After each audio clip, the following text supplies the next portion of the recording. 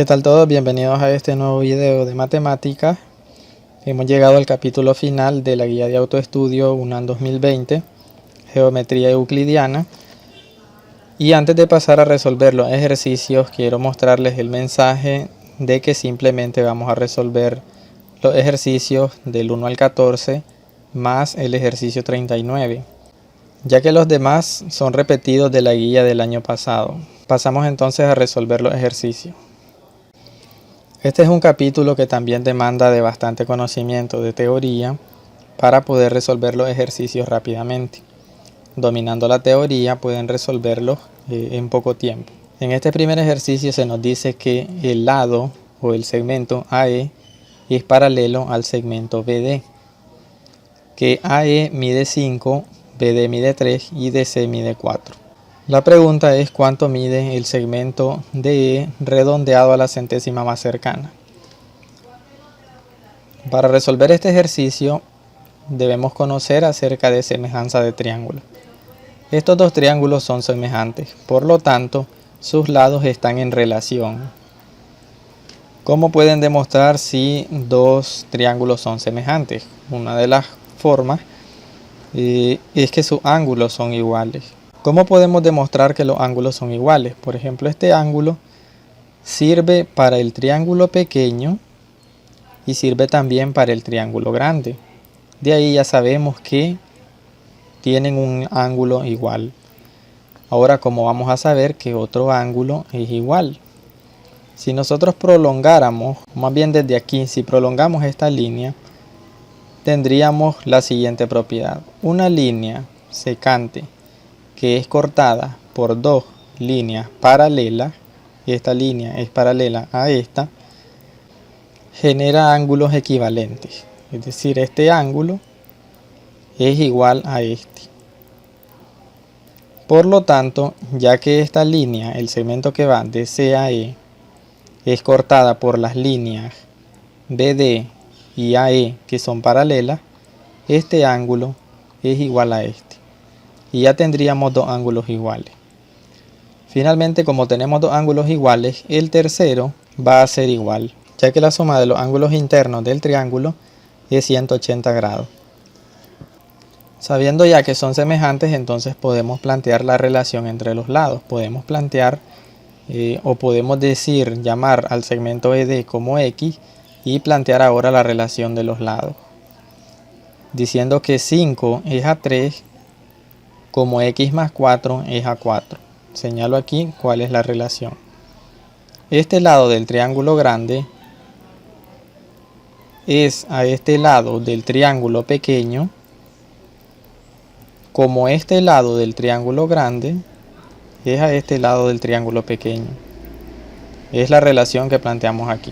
De aquí podemos despejar el valor de X. Simplemente multiplicando en cruz nos quedará de esta forma. El 12 pasa a restar al miembro izquierdo, quedándonos 20 menos 12 que es 8. Y ahora el 3 pasa a dividir, quedándonos que X vale 8 tercios. Que si lo dividen y lo redondean a dos decimales, obtienen que la respuesta es el inciso B. Pasamos al segundo ejercicio. Un ejercicio de área.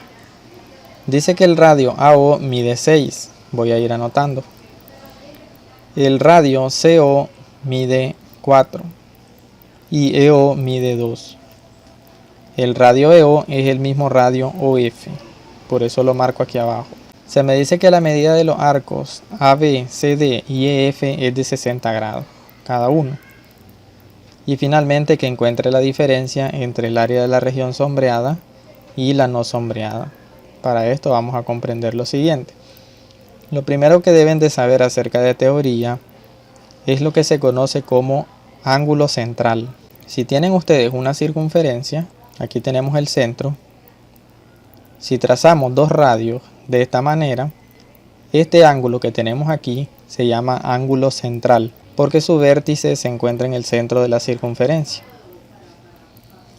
El ejercicio nos dice que la medida de los arcos, voy a extender esto, la medida de los arcos es la medida de un segmento de una circunferencia.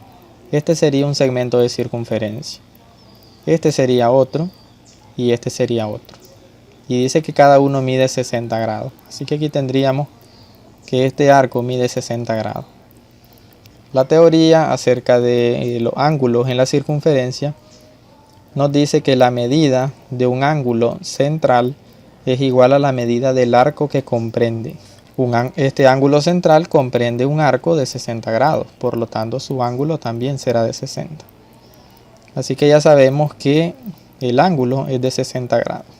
Esto que tenemos aquí es un sector circular, del cual conocemos el radio, que es 6. Esto que tenemos por acá es otro sector circular y otro sector circular. Si sumamos estos tres sectores circulares, de los cuales conocemos el ángulo, porque para los tres casos es 60, y conocemos los radios, que son 6, 4 y 2 respectivamente, vamos a saber cuánto mide el área no sombreada.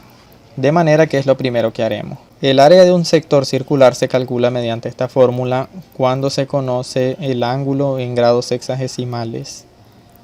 Si el ángulo se lo dan en radianes, la ecuación se simplifica, pues simplemente sería igual a pi por r al cuadrado multiplicado por el ángulo en radianes.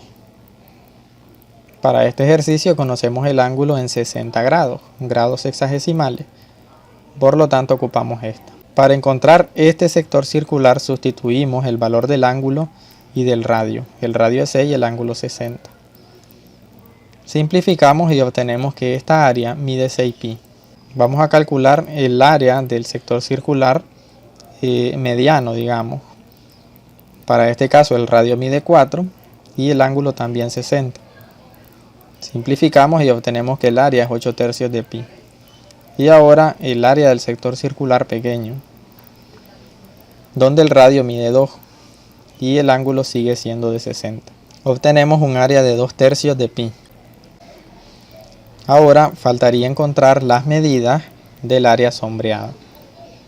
Vean que para encontrar la medida de esta área sombreada, lo que debemos hacer es calcular la medida de este sector circular grande y quitarle este sector circular pequeño.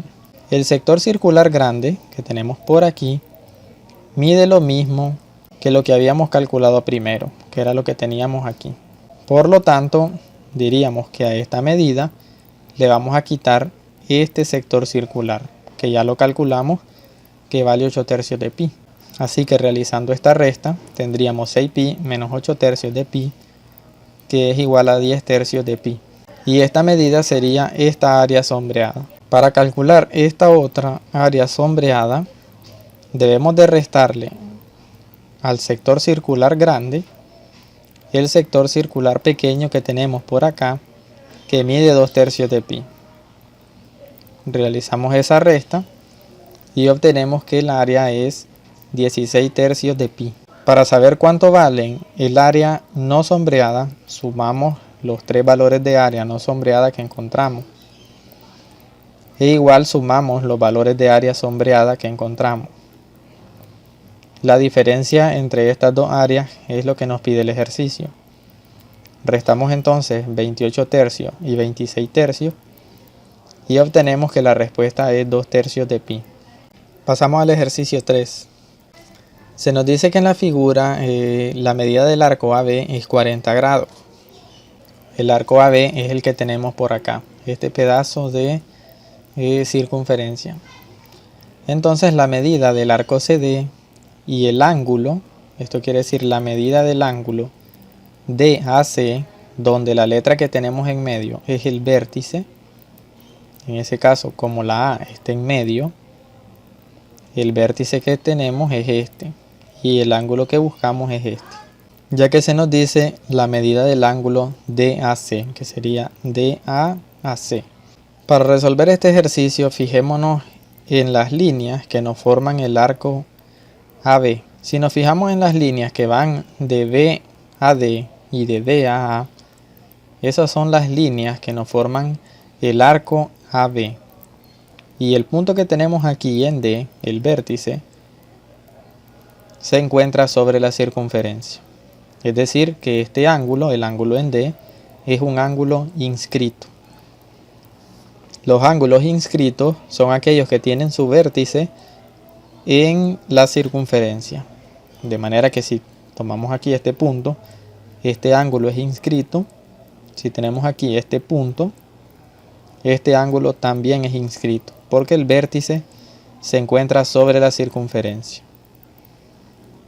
El ángulo en P, este punto, tiene su vértice fuera de la circunferencia y recibe el nombre de ángulo exterior. La medida de un ángulo inscrito es igual a la mitad del arco que comprende. Así que la medida del ángulo en D es igual a la mitad del arco AB, que es el arco que comprende el ángulo en D. Conocemos la medida de este arco, sabemos que es 40. Sustituimos, dividimos y obtenemos que la medida del ángulo en el punto D, en el vértice D, es de 20 grados. Vean que los puntos D, B y A forman un triángulo. Por lo tanto, la suma de sus ángulos internos es 180. Es decir, que este ángulo mediría lo que hace falta para ajustar 180 grados. Por aquí tenemos 15, por aquí tenemos 20, nos suman 35. ¿Cuánto hace falta para llegar a 180? 145. Esa sería la medida de ese ángulo. Ahora vean la línea que tenemos desde P hasta C.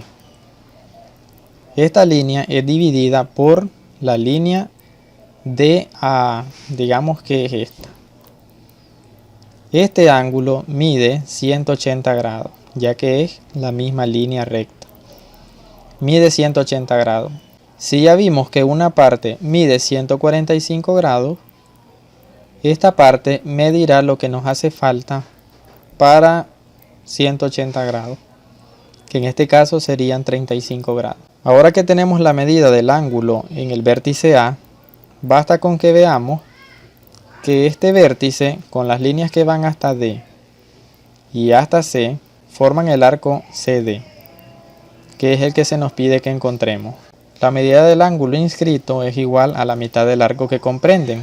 Por lo tanto, la medida del ángulo en A es igual a la mitad del arco CD, que es lo que tenemos por aquí. Conocemos la medida del ángulo en A. Sustituimos, despejamos el valor del arco CD y obtenemos que CD vale 70 grados.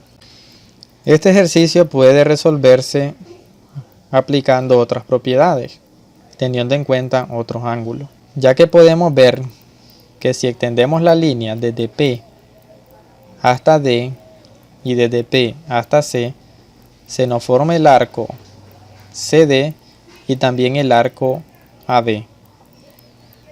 Los ángulos exteriores forman dos arcos y se dice que la medida de un ángulo exterior es igual a la mitad de la diferencia de los arcos que comprende. Comprende el arco CD y el arco AB. Así que la diferencia de estos dos dividido entre 2 va a ser la medida del ángulo en el punto P. Conocemos la medida del ángulo en el punto P y conocemos la medida del arco AB.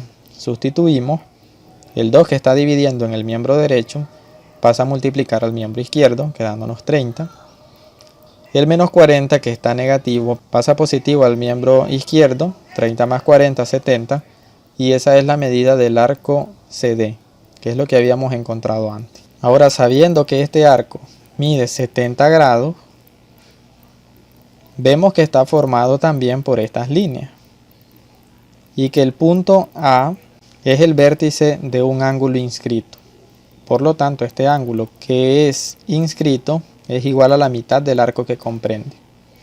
El arco es 70, la mitad 35. Y llegaríamos a la misma respuesta. Pasamos al ejercicio 4. Para este ejercicio he adjuntado un gráfico referente a la figura que describen. Dice que la medida de los diámetros o los diámetros de los cilindros circulares rectos son 18 y 12 respectivamente. Y la generatriz común es de 20 centímetros. La generatriz se refiere a esta línea, a la altura del cilindro circular recto. Se me pide entonces que encuentre el volumen del espacio que queda entre ambos. Si hacemos una vista lateral, digamos esto, tendríamos por aquí otro cilindro en medio. Lo que vamos a hacer es calcular el volumen del cilindro más grande y restarle el volumen del cilindro más pequeño, de manera que el único volumen que nos va a quedar es esto. Le quitamos al volumen del cilindro grande el volumen del pequeño. Eso es lo que nos pide el ejercicio. La ecuación para calcular el volumen de un cilindro es igual a pi r cuadrado por la altura. Así que vamos a formar la ecuación para encontrar el volumen que se nos pide. Tenemos entonces aquí en primer lugar el volumen del cilindro más grande, que sería pi por el radio al cuadrado por la altura. El radio del cilindro grande es la mitad del diámetro. La mitad de 18 es 9. Así que esto es radio al cuadrado por altura. Menos pi por el radio del cilindro pequeño. Su diámetro es 12, su radio sería 6, multiplicado por su altura. Realizan los cálculos y obtienen 1620 menos 720. Realizan la resta y obtienen que el volumen sobrante es 900 pi. Por lo tanto, la respuesta es el inciso C. En el ejercicio 5 volvemos a semejanza de triángulo. Dice que los segmentos AC, MN y PQ son segmentos paralelos. Dice que la medida de AM es 2, MPX y PB 2. La medida del segmento AC es 14 y PQ vale 4. Voy a señalar estos valores. AC vale 14 y PQ mide 4. Dice que si las unidades están en centímetros, que encuentre el valor de X. Estos triángulos son semejantes, ya que esta línea y esta línea son paralelas. Así que si lo aplicamos a este lado del triángulo, esta línea paralela y esta línea paralela que la cortan forman ángulos iguales. Acá es igual a este ángulo. Lo mismo ocurriría por acá. Este ángulo sería igual a este. Y este ángulo es compartido entre el triángulo grande y el triángulo pequeño. Por lo tanto, es igual. Y podemos establecer la relación. 2 es a 4, es decir, este lado es a la base de ese triángulo, como este lado es igual a la base del triángulo que le corresponde, el triángulo grande. De aquí el 14 que está dividiendo en el miembro derecho puede pasar a multiplicar. 28 entre 4 es 7. El 4 positivo en la derecha pasa negativo al miembro izquierdo. 7 menos 4 es 3. Por lo tanto, la respuesta sería el inciso D. Pasamos al ejercicio número 6. Se nos dice que en este triángulo rectángulo el segmento AB mide 6. El segmento BH mide 3. Y se nos pide que encontremos el valor del segmento CB o BC. Aquí podemos encontrar dos triángulos semejantes. Para demostrarlo hay que pensar en la teoría sobre ángulos complementarios. Ángulos complementarios son aquellos que suman 90 grados. Este ángulo que tenemos aquí en el punto H mide 90 grados. Por lo tanto, este también va a medir 90 grados, ya que esta línea completa mide 180. Como este ángulo mide 90 grados, entonces el ángulo en C y el ángulo en A deben de sumar los 90 grados que faltan para 180. Si llamamos a este lado alfa, a este ángulo alfa, y a este lado o a este ángulo lo llamamos teta, diríamos que alfa y teta son complementarios porque suman 90 grados. Vemos que aquí se nos forma un ángulo de 90 grados y conocemos que una de las partes de ese ángulo de 90 grados es teta. Lo que le hace falta sería alfa, porque teta y alfa son complementarios. Así que lo que tenemos aquí sería realmente alfa. Sabemos que este ángulo mide 90 grados y tenemos aquí alfa. Hace falta saber cuál es este ángulo.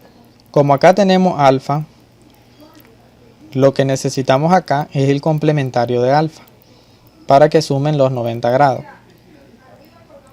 Y el complementario de alfa ya vimos de este primer triángulo que es beta. Por lo tanto tendríamos dos triángulos que tienen sus tres ángulos iguales y por lo tanto son semejantes. También podemos notar lo siguiente. Se nos forma este triángulo grande y este triángulo pequeño. Vamos a separarlo.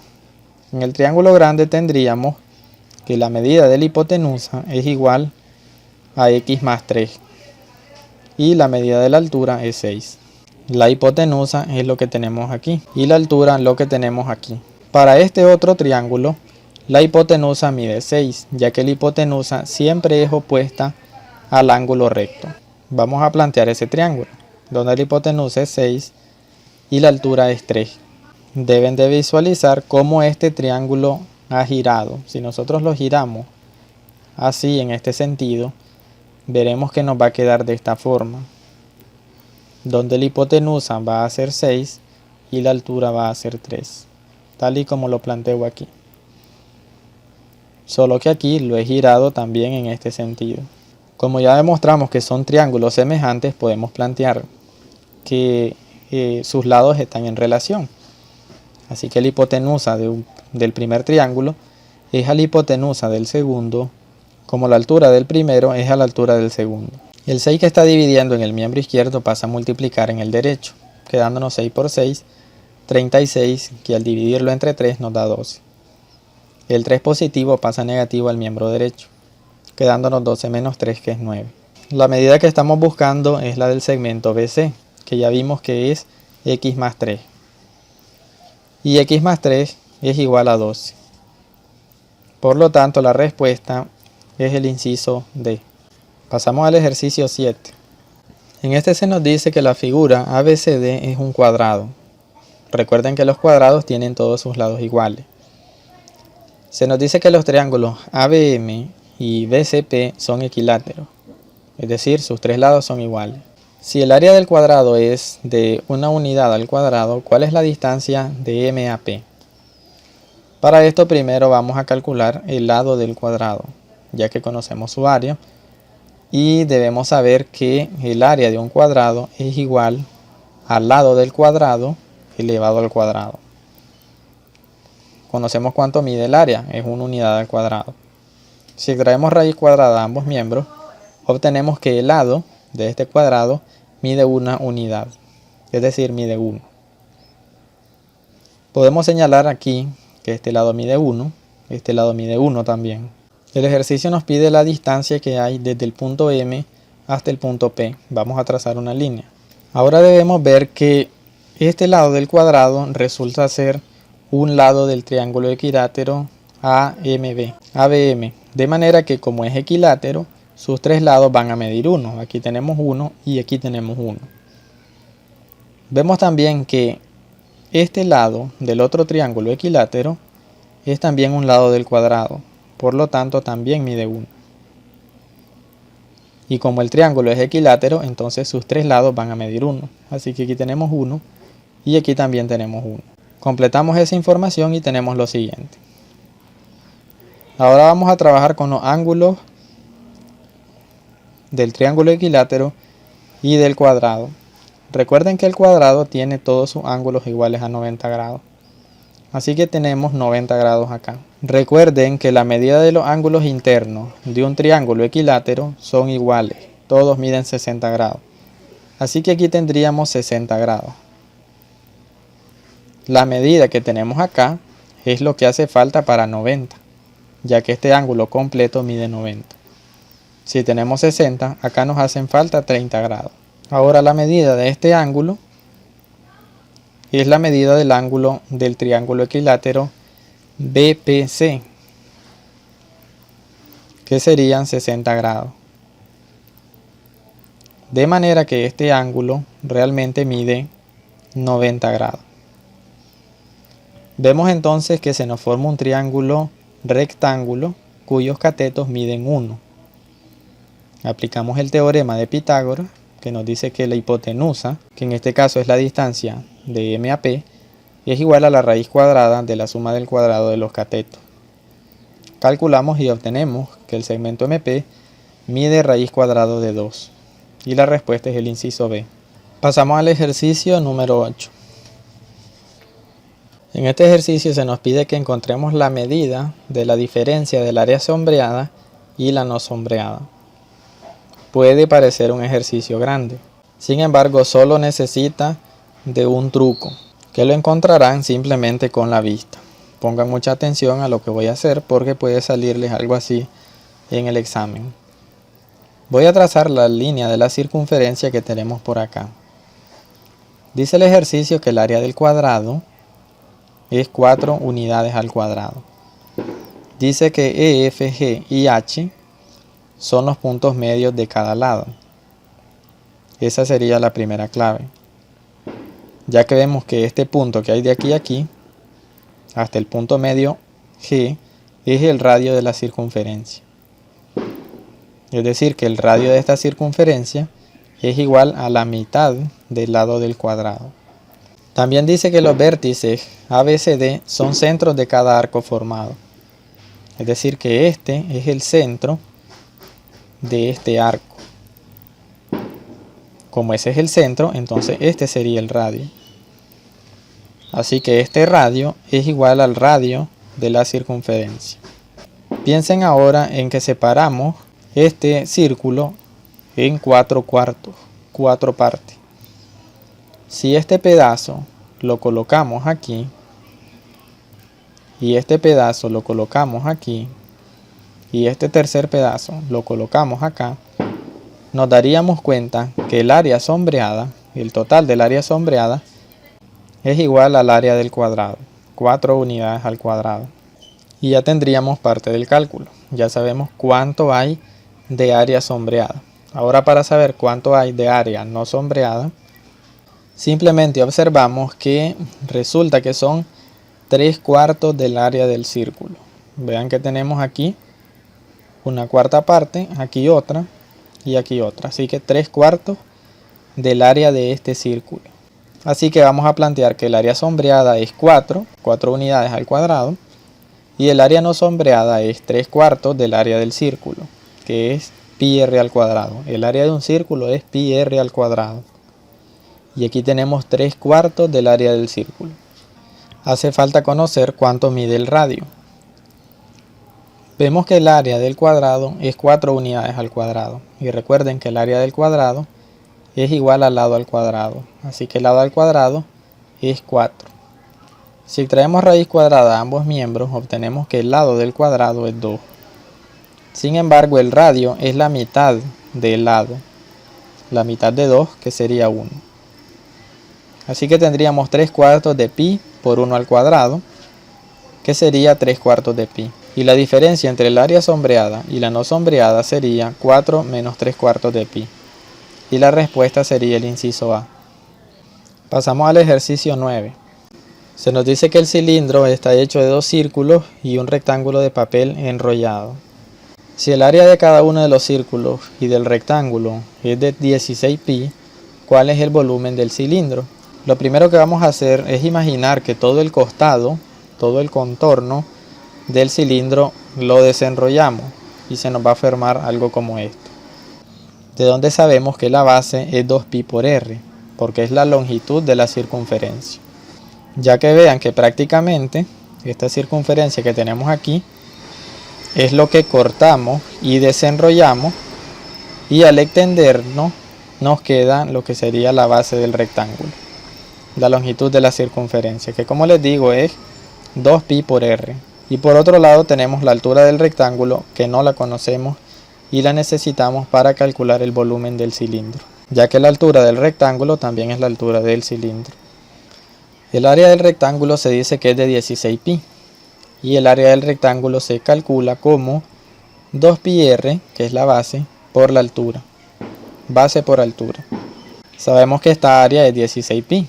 Por otro lado también sabemos que el área de los círculos es de 16 pi y el área del círculo es pi por el radio al cuadrado. Podemos simplificar pi, extraer raíz cuadrada, y así sabemos que el radio mide 4. Sustituimos en la otra ecuación, en la del área del rectángulo. El 2pi por 4 pasa a dividir al miembro izquierdo, quedándonos de esta manera. 16 entre 8 nos da 2. Esa sería la altura del rectángulo que también es la altura del cilindro. El volumen del cilindro es el área de la base por la altura. El área de la base es el área del círculo. Y la altura ya vimos que es 2. Sustituyen los valores y tienen 16 pi por 2, que es 32 pi. Y la respuesta sería el inciso B. Pasamos al ejercicio número 10. Este ejercicio sí me tuvo confundido por la simbología que utilizan, la que tenemos por aquí. Ya que este símbolo significa la medida del ángulo. Así que si tenemos esto, es como que digan la medida del ángulo AED, donde la letra de en medio significa o señala el vértice de ese ángulo, es decir, vértice. Y estaríamos hablando del ángulo de A a E y de E a D, de este ángulo. Luego este símbolo que tenemos aquí significa casi igual o similar al ángulo BEC, el ángulo B a E a C, este ángulo. Sin embargo, este símbolo es similar, quiere decir que estos dos ángulos son similares, y decir que son similares no es decir que son iguales, lo cual traería bastante confusión. Habría una infinidad de posibilidades en cuanto a las medidas de los ángulos si se deja como que estos ángulos no son iguales. Entonces voy a resolver el ejercicio planteando como que este ángulo es igual a este. Como este otro ángulo es 90 y este es 90, ya tenemos dos ángulos iguales. Y el tercero, por complemento, sería igual también. Y tendríamos tres ángulos iguales y por lo tanto triángulos semejantes. Y podríamos establecer la relación entre sus lados, diciendo por ejemplo que la altura del triángulo pequeño es a la altura del grande, como la base del triángulo pequeño es a la base del triángulo grande. Vean que la base del triángulo grande es el segmento EB que estamos buscando. De aquí podemos despejar el segmento EB. El 10 pasa a multiplicar al miembro derecho. Simplificamos el 10 con el 5 y nos queda de esta manera. El 6 que está multiplicando en el miembro izquierdo puede pasar a dividir al miembro derecho. Simplificamos con el 6 que tenemos en el numerador y nos queda que EB vale 2 por la raíz de 11. Por lo que la respuesta sería el inciso A. Pasamos al ejercicio 11. Se dice que el triángulo rectángulo tiene lado BC igual a 20 y BH igual a 4. Señalamos el lado BH. El lado BC dice que mide 20. Por lo tanto, CH mide 16. Ya que 16 más 4 nos da 20, que es lo que mide BC. Entonces se nos pide que encontremos el valor de AB. En este ejercicio también vamos a dividir los triángulos. Es similar a uno que resolvimos antes.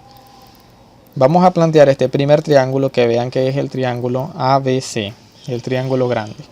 Donde podemos ver que la hipotenusa es 20, ya que la hipotenusa siempre es el lado que se opone al ángulo recto. Así que el lado opuesto a este ángulo recto es la hipotenusa, que es 16 más 4, 20.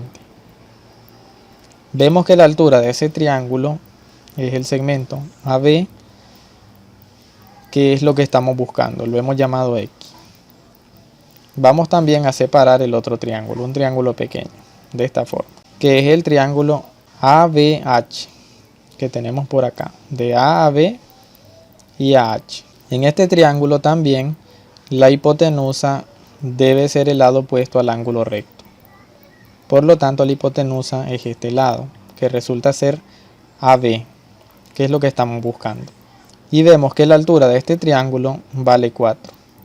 Esto es como que este triángulo que tenemos aquí arriba lo giramos en este sentido hasta que quedó sentado de esta manera, sentado sobre el lado AH, que es lo que tenemos aquí. Ya colocados de esta manera los dos triángulos, podemos ver que son semejantes y que podemos relacionar sus lados. Podemos relacionar su altura con la altura del pequeño, la hipotenusa del grande con la hipotenusa del pequeño.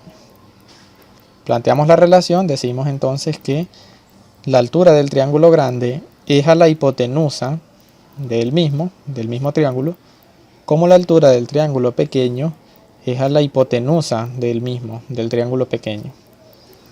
De aquí podemos multiplicar en cruz y obtenemos esta ecuación. Extraemos raíz cuadrada a ambos miembros. Recuerden que al extraer raíz cuadrada de un número, el resultado es positivo y negativo. Podemos descomponer el 80 en 16 por 5, de donde el 16 tiene raíz cuadrada exacta. Por lo tanto, podemos extraerla y sacarla del radical, quedándonos de esta forma. Aquí ya he anulado el valor negativo, ya que como se trata de medidas de distancia, de longitudes de segmento, obviamente que la medida debe ser positiva. Las distancias no son negativas. La respuesta sería el inciso B. Pasamos al ejercicio 12. Nuevamente acerca de ángulos en la circunferencia. Se nos dice que en la figura se muestra que AB es tangente a la circunferencia de centro O. El segmento AB es tangente a la circunferencia. Dice que la medida del ángulo BAO es de 30 grados. Vamos a señalarlo. Voy a recordarles también que cuando nos dan la medida de un ángulo, la letra de en medio representa el vértice. Aquí tenemos el vértice. Y se lee BAO porque tenemos el lado que va de B a A y luego de A a O. Se nos pide que encontremos la medida del arco BD. El arco BD es lo que tenemos por aquí.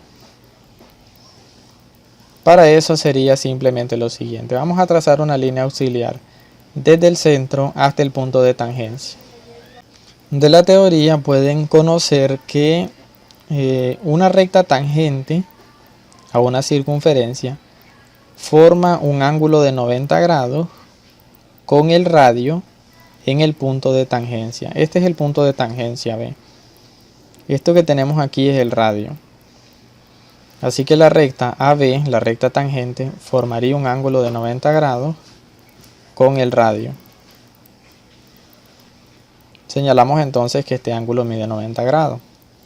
Se nos formaría un triángulo con los puntos A, B y O. Y recuerden que la medida o la suma de los ángulos internos da 180. Si aquí tenemos 90 y aquí 30, sumamos 120. Este ángulo mediría lo que nos falta para 180. 180 menos 120 es 60. Así que ya tenemos que ese ángulo mide 60 grados. Ahora, más teoría. Este ángulo que tenemos aquí está formado o es comprendido por un ángulo central de 60 grados. Y recuerden que la medida de un ángulo central es igual a la medida del arco que comprende. Y viceversa. Por lo tanto, si el ángulo mide 60, el arco también medirá 60. Y la respuesta sería el inciso B. Pasamos al ejercicio 13. Otro ejercicio acerca de área. Se dice que tenemos 3 círculos concéntricos. Esto quiere decir que tienen el mismo centro, que tienen radios 1, 2 y 3 respectivamente. Se nos pide que encontremos la diferencia entre las áreas de la parte oscura y la cuadriculada. Para encontrar la medida del área de la parte oscura, vean que simplemente tenemos que calcular el área del círculo grande y restarle el área del círculo mediano, de manera que solo nos quede la parte oscura. Y eso sería de esta manera. El área de la parte oscura sería entonces el área del círculo grande, que sería pi por el radio al cuadrado. El radio grande es 3, menos el área del círculo mediano, pi por el radio al cuadrado. El radio del mediano es 2. Realizan de aquí los cálculos. Tenemos 9 menos 4, que es 5. Y obtenemos el área de la parte oscura, 5pi. Para encontrar el área de la parte cuadriculada, simplemente es el área del círculo pequeño, que sería pi r cuadrado, donde el radio mide 1. Y lo que nos pide el ejercicio es la diferencia de estas dos áreas. Así que tendríamos el área de la parte sombreada, que es lo que tenemos aquí, menos el área de la parte cuadriculada, que es lo que tenemos aquí. El área de la parte cuadriculada es el área de un círculo pequeño, aquí, así que sería pi por el radio al cuadrado. Y el radio pequeño es 1. 1 al cuadrado sigue siendo 1, 5 menos 1, 4. Por lo que la respuesta sería el inciso D. Pasamos al ejercicio 14. Un ejercicio visual. La figura consta de 9 cubos idénticos pegados. Usando la misma como base, la cantidad de cubitos que faltan para formar o para construir un cubo sólido deben ser. Aquí va a depender mucho de la interpretación. Yo lo interpreto de la siguiente manera. Usando la misma como base. Usando la misma se refiere a la figura. Usando la misma figura como base, que ahora formemos un cubo sólido, un cubo perfecto, que tenga las mismas longitudes de base, de ancho, de alto y de largo. Si revisamos en la parte del fondo, tenemos aquí 1, 2, 3 y 4 cubos. Y en este lado solo tenemos 3. Como vamos a usar esta figura como base, entonces debemos completarla para que la base sea de 4 por 4 y luego que la altura también sea de 4. Si lo hacemos de esa manera, entonces el área de este cubo, expresado en términos de los cubitos, sería de 4 por 4 por 4, que serían 64 cubos, 64 cubitos.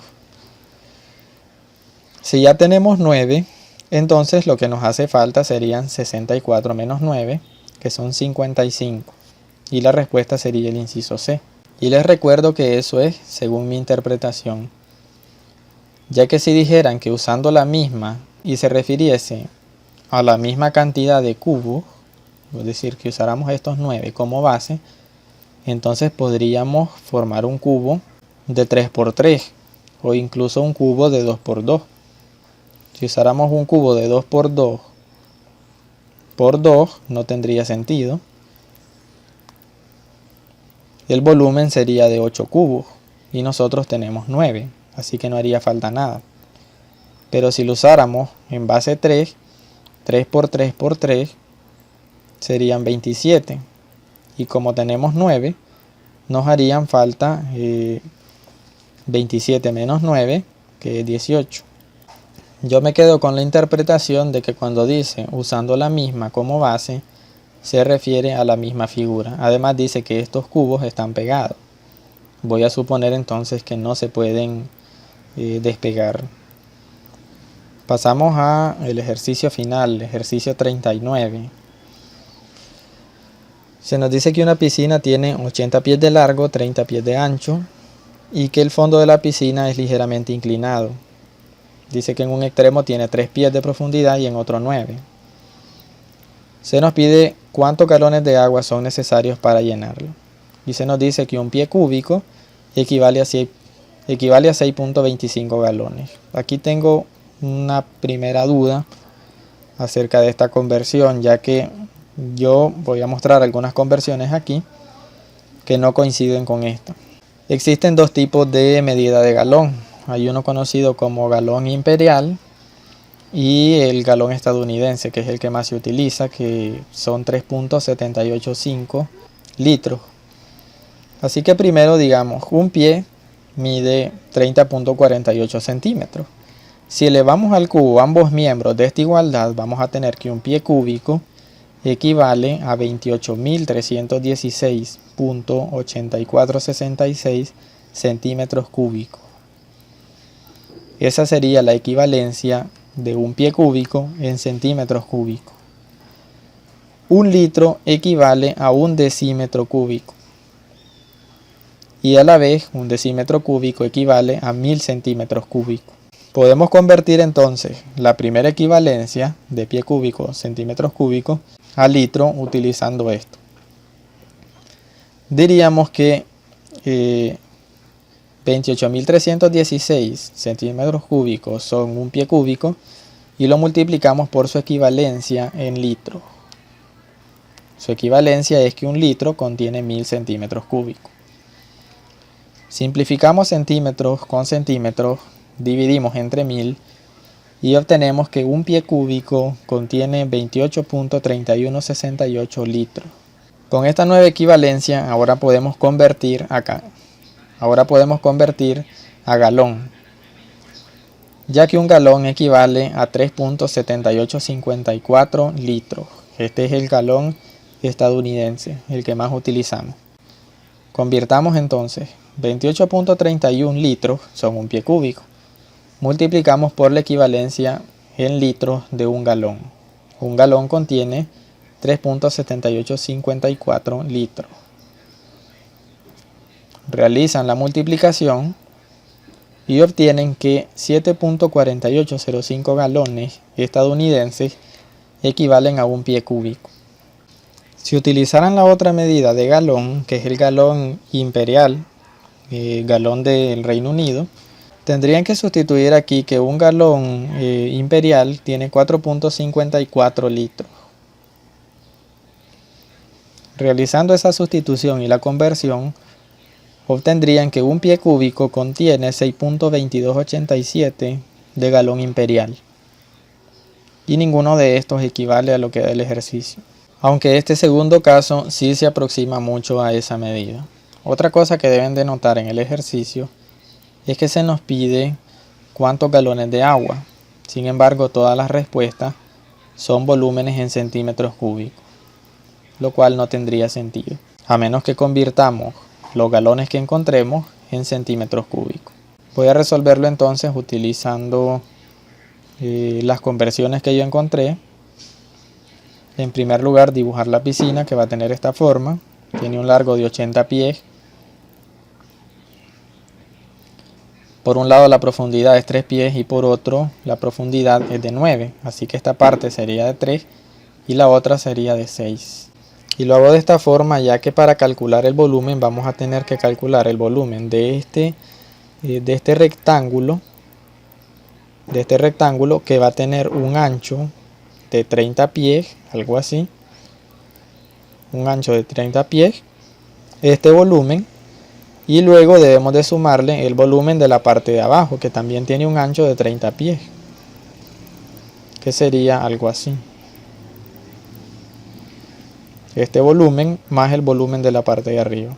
Vamos a calcularlo entonces. El volumen de la parte de arriba, que es un prisma rectangular, sería la altura multiplicado por la base multiplicado por el ancho, que es lo mismo que decir ancho por largo por alto. Y a eso le sumamos el volumen de la parte de abajo. El volumen de la parte de abajo sería el área de este triángulo, que es 1/2 de la base por la altura. La base es 80, la altura 6, 1/2 de la base por la altura, multiplicado por el ancho. Tiene el mismo ancho, 30 pies. Realizamos esta suma, estos valores todos están en pies, y obtenemos que el volumen es de 14.400 pies cúbicos. Vamos a convertir estos pies cúbicos a galón. 6.25 galones es lo que nos da el ejercicio, equivalen a un pie cúbico.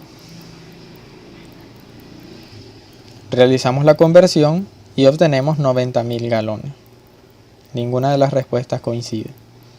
Y aunque convirtiéramos estos galones a centímetros cúbicos, no va a coincidir, ya que estos valores son muy pequeños. Ya que 90.000 galones al convertirlo a litros sería una cantidad más grande, ya que cada galón tendría 3.78 litros. O sea, se me haría 90 por 3 prácticamente, se haría una cantidad muy grande. Y por lo tanto obviamente no vamos a llegar a ninguna de las respuestas que propone el ejercicio. Llegamos al final entonces de la guía de autoestudio UNAM 2020. Espero que les haya sido de gran ayuda. Espero que vayan a aprobar el examen. Hasta aquí vamos a llegar con este video. Lo espero en el siguiente.